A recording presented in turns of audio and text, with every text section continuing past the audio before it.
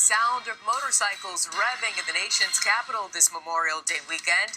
Thousands of bikers kicking off Rolling Thunder, the annual event paying tribute to prisoners of war and those who are missing in action as America honors the sacrifices of our brave veterans. Hello, welcome to America's election headquarters. I'm Marthel Neville.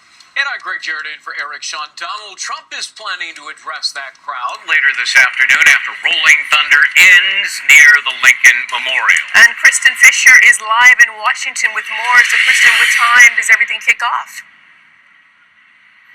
It should be getting started anyway, any minute now, and when it does, we should hear them before we see them, right? I mean, after all, that's how Rolling Thunder got its name, the sound of hundreds of thousands of motorcycles as they make their way down Constitution Avenue, up to the U.S. Capitol, and then back to the Vietnam Veterans Memorial. Now, the ride actually starts in the Pentagon parking lot. The riders began gathering there very early this morning, and they come from every state in the Union. Some have been riding for several days just to get here, but they are united in their mission to honor our troops and to never forget American prisoners of war or those missing in action.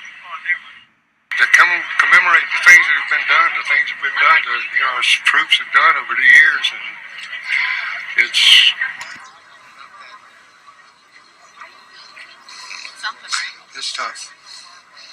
It's kind of a mixed emotion too. You're glad to be here. So many people forget what Memorial Day is about. So for us, it's a way of remembering, but it's also a way of reminding. Because it's not about barbecues or store sales. It's about remembering those who gave us the right to do what we're doing today.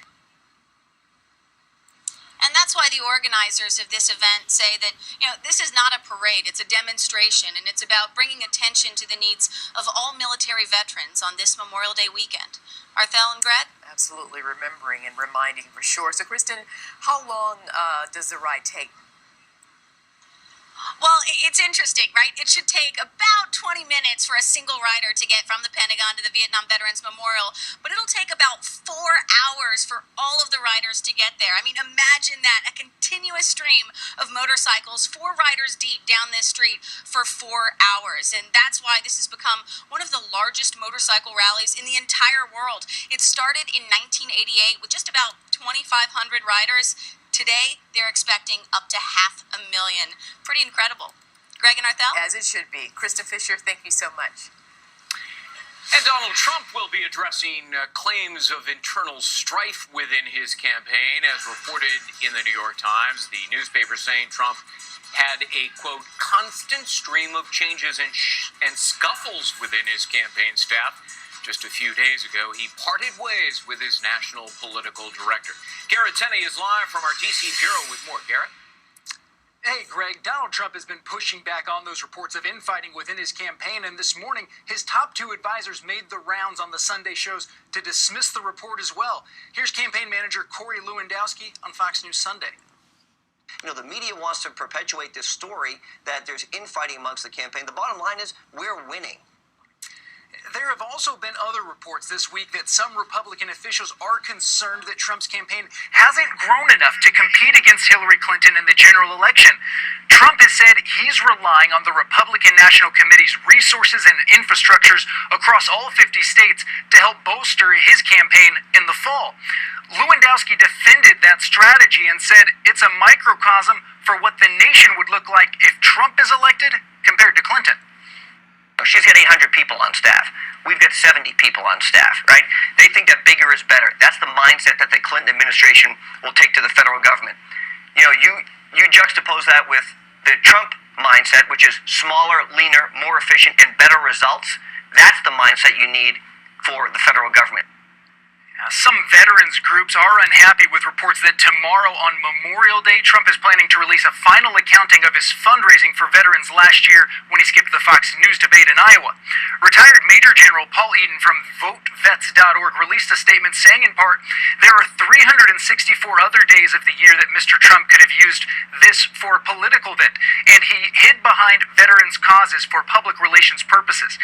Anyone with the slightest sensitivity to what families of the fallen feel on Memorial Day and to what this day means would never hijack it from them for politics. And of course, as reported, Donald Trump will appear at that rally this afternoon, and he's expected to be speaker there later today. Garrett Teddy, live. Thank you, Garrett. And meanwhile, Bernie Sanders hitting the campaign trail in the Golden State today as he tries to gather support ahead of California's June 7th primary.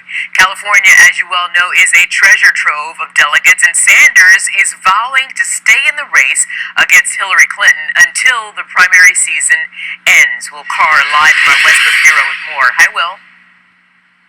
Hey there, Arthur. Well, this weekend Bernie Sanders is crisscrossing across California, or as he's calling it, the big enchilada, trying to explain to people why he should be the one to take on Donald Trump come November. Now, he also made the rounds on the Sunday morning talk shows and really went out of his way not to criticize Hillary Clinton for the email controversy or the State Department's IG report into her email server. He did criticize the primary system, especially superdelegates who pledged support to Clinton before any ballots were cast, and also said that closed primaries have really hurt his campaign. That said, Bernie says he still thinks he can win. What I want to do, and I think we can, is win California here and win it in a big vote. Do very, very well in the other 5 states. And I believe going into the convention, if we can do this, with a majority of pledged delegates, is a very symbolic victory. Bernie also points to the fact that he is beating Donald Trump decisively in a number of national polls. The same polls show that Hillary Clinton and Donald Trump are pretty much running neck and neck. Now, Clinton was not on the campaign trail this weekend. She has been tweeting, though. One tweet in particular says, "Some on the other side may say our best days are behind us. Let's prove them wrong." That comes as her supporter Dianne Feinstein made the Sunday show rounds. She needs effectively 73 more delegates. She will have that after the election in New Jersey, before the polls close in California. Senator Sanders has the right to run, no question. He ought to be able to read the signposts as well as anybody else. And if he did that, he would know that it's all but over. The one thing that Hillary Clinton, her supporters, and Bernie Sanders all agree on this weekend is that Donald Trump needs to go down come November. Arthel. Will Carr. Thanks, Will. Now to the intensifying battle against ISIS. Kurdish forces